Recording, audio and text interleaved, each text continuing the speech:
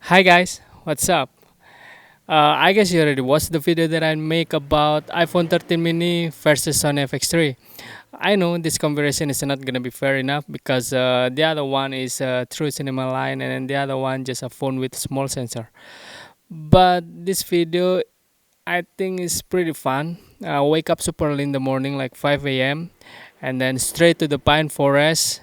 It took me like 10 to 15 minutes to go there, and then there is a beautiful view. The river also nice, a lot of tree, and then the light in the morning is very amazing. Let's talk about the comparing itself. This comparison, I know it's not gonna be fair, but just doing little bit fun stuff. I just try to match the footage between Sony FX3 and then the iPhone 13 mini. In my setting, it was from my Sony FX3 DCI 4K, 10-bit 422, 24 fps, and 48 shutter speed. F1.8 from 35mm Sony.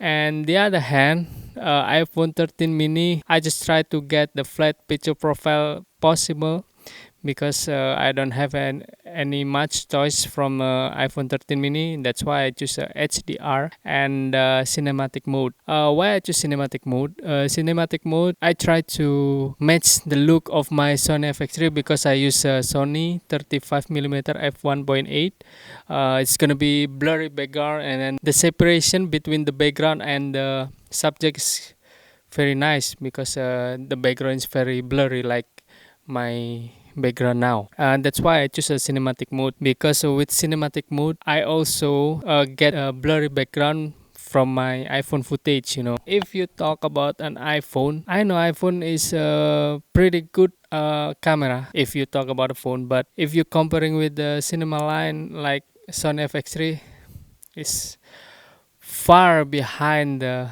Sony FX3 because it's totally different gear, different sensor, different everything. Two things that I don't like about the iPhone 13 mini is always change white balance all the time. And then the second thing is you cannot set shutter speed, because for me shutter speed is pretty crucial if you talk about cinematic.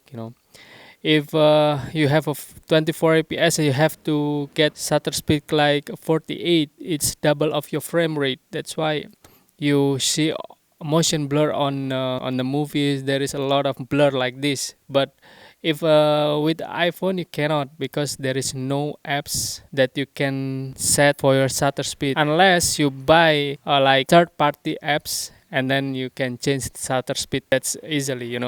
I think uh, iPhone footage is it's good enough to create moments with your families, with your friends, and just creating moments.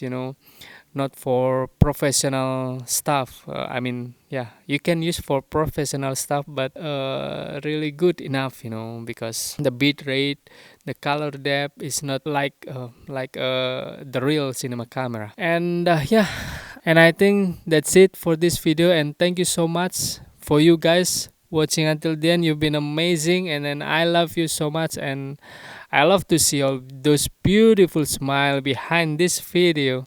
And yeah, I'll catch you in the next one, guys. Ciao, peace.